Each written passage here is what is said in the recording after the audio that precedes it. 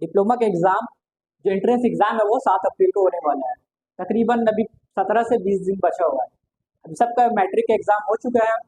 अब उसके बाद जो जो डिप्लोमा का फॉर्म भरा है उनके एग्ज़ाम होने वाले एंट्रेंस एग्ज़ाम, उसके बाद वो एडमिशन इसी बेस में मिलेगा। जिसका सबसे अच्छा रैंक आएगा उस हिसाब से उसका काउंसलिंग होगा। तो अब इसकी तैयारी कैसे करेंगे? इसका तैयारी 9, 10, 11 ये तीनों के चैप्टर से रहता है, लेकिन कोशिश करेंगे जो करंट में पढ़े उसी को ज़्यादा बनाने का कोशिश करेंगे उस सब चैप्टर से, क्योंकि अगर उसी को कर लेंगे तो आप आराम से अच्छा मार्क्स 150 में 100+ गेन आसानी से कर लेंगे। तो उसके लिए सबसे पहले क्या देख रहे हैं, सबसे फर्स्ट चैप्टर है नंबर सिस्टम से क्वेश्चन पूछता है, क्योंकि सिलेबस में दिया हुआ है नंबर सिस्टम में time, speed, distance, time, log, quadratic equation, linear equation, factorisation, HCF, LCM, time, work, profit loss, simple interest, compound interest, banking, tax, trigonometry, formula, ratio, identity सब है, स्टैटिस्टिक्स, ज्योमेट्री, सर्कल, ज्योमेट्री जो पढ़े हैं circle और triangles दोनों का concept. इसके बाद area and surface area, volume भी है, हाइट एंड डिस्टेंस, उसके बाद डिस्टेंस, सेक्शन फार्मूला और इक्वेशन ऑफ स्ट्रेट लाइन, और प्रोबेबिलिटी एंड एपी। अगर इस चैप्टर को अच्छा से पढ़ लेंगे तो आसानी से आपका 50 में 45+, 40+ तो आना ही आना है। उसके लिए सब आपको एक एक चैप्टर करके बता भी, एक्सप्लेन भी किया जाएगा, और आपको हर एक एक क्वेश्चन को सॉल्व करके भी दिखाया जाएगा कि डिप्लोमा में कैसे कैसे क्वेश्चन पूछा गया। अब 2022 की बात करेंगे तो सबसे ज़्यादा जो चैप्टर से क्वेश्चन पूछा गया है, हम क्वेश्चन नंबर सबका क्वेश्चन लिख देते हैं कौन कौन चैप्टर से कितना क्वेश्चन पूछा गया है। यहाँ नंबर सिस्टम से एक क्वेश्चन पूछा गया था 2022 का जब क्वेश्चन पेपर आया था, उसमें नंबर सिस्टम से एक क्वेश्चन पूछा गया था, टाइम, स्पीड, डिस्टेंस, टाइम से 2 क्वेश्चन, लॉगरिथम से पूछा नहीं गया था, क्वाड्रेटिक इक्वेशन से 3 क्वेश्चन, लीनियर इक्वेशन से 5 क्वेश्चन, फैक्टराइजेशन से 2 क्वेश्चन, एचसीएफ एलसीएम से नहीं पूछा कुछ, टाइम वर्क से 3 क्वेश्चन, प्रॉफिट लॉस से 2 question, simple interest and compound interest से नहीं पूछा, बैंकिंग और टैक्स से 2 क्वेश्चन, ट्रिग्नोमेट्री फॉर्मूला से 3 क्वेश्चन, रेशियो आइडेंटिटी, स्टैटिस्टिक्स से मीन मीडियन मोड से 1 क्वेश्चन, ज्योमेट्री में सर्कल से 5 क्वेश्चन, ट्रायंगल से 2 क्वेश्चन, वही सर्कल का जो टैंजेंट वाला क्वेश्चन है, और ट्रायंगल्स का दोनों मिलेगा 5+2 7 क्वेश्चन पूछा गया। एरिया का 2 क्वेश्चन पूछा गया था, सरफेस एरिया और वॉल्यूम का मिला के 3 और 2 3 क्वेश्चन इसका पूछा गया था, 3 और 2 5 क्वेश्चन इसमें पूछा है। हाइट एंड डिस्टेंस में नहीं पूछा गया था question, distance formula, section formula, equation of straight line दोनों में से तीनों में से 2-2 क्वेश्चन पूछा गया था, मतलब टोटल 6 क्वेश्चन पूछा गया। प्रोबेबिलिटी से 2 क्वेश्चन पूछा गया और एपी से 3 क्वेश्चन पूछा गया।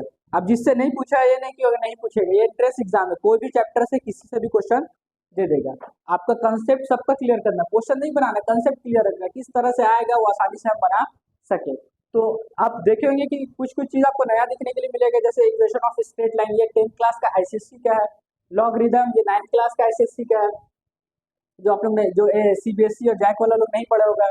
और उसके बाद simple interest, compound interest, time work, profit loss, banking, ये सब आपको 7, 8, 9 का आ जाएगा। इनके 9, 10, 11 सब मिला के ही पूछता है। अगर आपको मैथ्स में बहुत अच्छा मार्क्स गेन करना है तो आपको क्या करना पड़ेगा, स्पीड, डिस्टेंस, टाइम को ज़्यादा बनाइए, जो जो क्वेश्चन है, quadratic equation, linear equation, factorisation, क्योंकि ये सब पढ़े, एचसीएफ एलसीएम भी बनाइए, टाइम वर्क, प्रॉफिट लॉस भी बनाइए क्योंकि ये भी आसान है, बन जाएगा। बैंकिंग ट्रांजेक्शन को छोड़ दिया, ट्रिग्नोमेट्री कंपलसरी कीजिए, 3-4 क्वेश्चन पूछना ही पूछना है, स्टैटिस्टिक्स से 1-2 क्वेश्चन पूछेगा, ज्योमेट्री जरूर कीजिए क्योंकि 10 में पढ़े भी सर्कल ट्रायंगल दोनों कंसेप्ट, सरफेस एरिया वॉल्यूम से जरूर पूछेगा 5 से 6 क्वेश्चन, हाइट एंड डिस्टेंस भी कीजिए क्योंकि अभी आप लोग पढ़े हैं। इस section formula, distance formula, equation of straight line को छोड़ दीजिए, सिर्फ डिस्टेंस और सेक्शन फार्मूला करके जाइए, आसानी से 4 क्वेश्चन आराम से बन जाएगा। प्रोबेबिलिटी कंप्लीट करके जाइए, बहुत आसान चैप्टर है।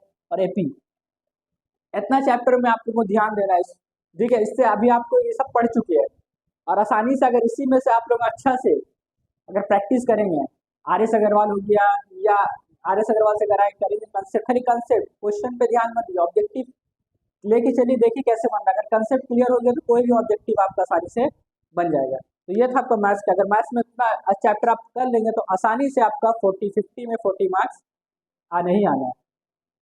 चलिए अब देखते हैं फिजिक्स में किस तरह क्वेश्चन। और फिजिक्स की बात करें तो फिजिक्स का पेपर में आपको अगर 50 मार्क्स का तो मैथ्स होता है, 50 मार्क्स का फिजिक्स है, 50 मार्क्स का केमिस्ट्री है। तो पहला जो चैप्टर आता है वर्क, पावर, एनर्जी से क्वेश्चन, इससे अच्छा खासा क्वेश्चन पूछता है। वर्क, पावर, एनर्जी को अच्छे से पढ़ के जाइए, खासकर एनर्जी से। मेजरमेंट का यूनिट वगैरह हो गया, इससे ही पूछेगा। काइनेटिक थ्योरी ऑफ गैस, इसको मत पढ़िए क्योंकि ये आप लोग नहीं पढ़े अभी, अगर आईसीएससी वाला तो पढ़ सकते हैं, सीबीएसई जैक वाले लोग को इसको नहीं पढ़े। ग्रेविटी पढ़े आप लोग 9 में, ग्रेविटी को पढ़ लीजिए, जो उसका मेन थोड़ा सा ज़्यादा है नहीं।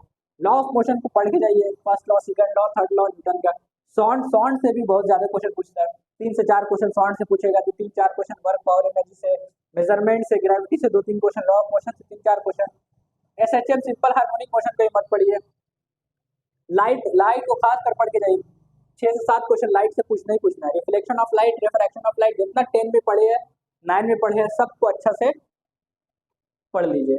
फिर इलेक्ट्रोस्टैटिक्स, इलेक्ट्रिसिटी, मतलब ये भी इलेक्ट्रोस्टैटिक्स है, करंट इलेक्ट्रिसिटी के एक चैप्टर है इलेक्ट्रिसिटी का। और इलेक्ट्रोमैग्नेटिक इंडक्शन, मतलब इलेक्ट्रिसिटी पास करके मैग्नेट बनाया जाता है, वो इलेक्ट्रोमैग्नेट और इलेक्ट्रोमैग्नेटिक इंडक्शन के। चलिए ये टॉपिक है, चैप्टर नहीं है, ये सब आपका मैग्नेटिज्म में आता है।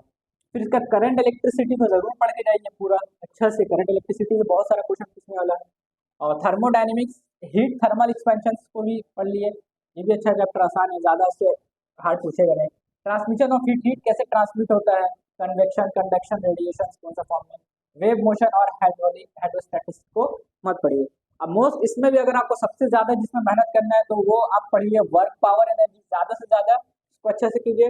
मेजरमेंट, उसके बाद gravity, law of motion, light, sound और करंट इलेक्ट्रिसिटी और थर्मोडायनेमिक्स।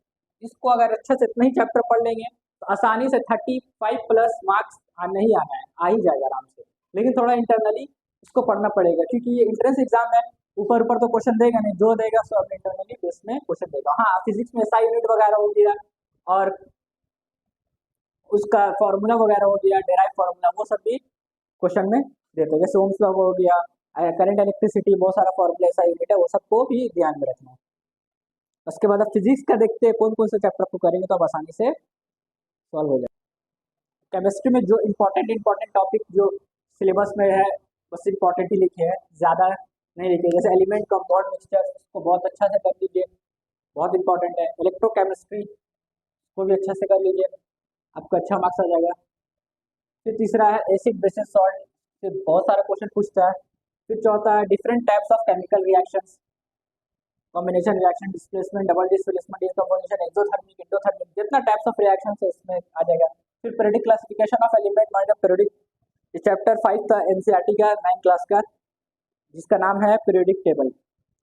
पीरियोडिक टेबल में कौन कौन सा क्लासिफिकेशन ऑफ एलिमेंट क्या क्या किया है, जैसे डे बर्नर ट्रेड्स क्या है, उसके बाद Newton's laws of octave, Mendeleev periodic हो गया, मॉडर्न पीरियोडिक टेबल हो गया, सब के बारे में। गैस लॉ आईसीएससी का ये, चार्ल्स लॉ और बोयल्स लॉ मिलके ही जो बनता है गैस लॉ कहलाता है। अगर पढ़ेंगे तो पढ़ लीजिए, नहीं तो इसको छोड़ दीजिए।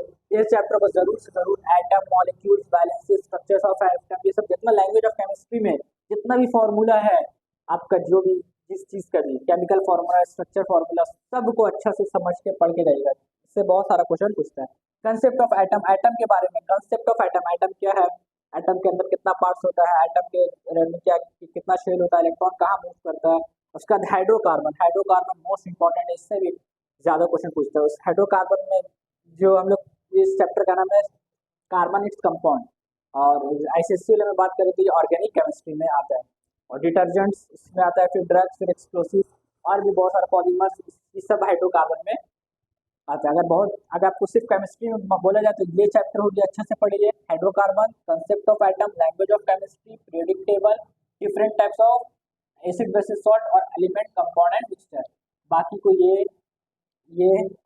बाकी ये चैप्टर छोड़ दीजिए, इतना है। अगर केमिस्ट्री में कर लेंगे तो आसानी से 30+ आ जाएगा, मतलब टोटल आपका 120 तक एकदम 100% आ जाएगा। अगर इस सिलेबस के हिसाब से अगर चलेंगे, आप लोग मेहनत करेंगे तो अभी टाइम बहुत कम है, लेकिन अभी से स्टार्ट कर देना पड़ेगा आपको, तब जाके आपको टोटल आ जाएगा। अभी आप कुछ क्वेश्चन मैथ से आप लोगों को, फिजिक्स, मैथ और इसका प्रीवियस ईयर में किस तरह का क्वेश्चन पूछा गया है और किस किस टाइप का क्वेश्चन पूछता है, वो कंसेप्ट वगैरह आपको बताया जाएगा।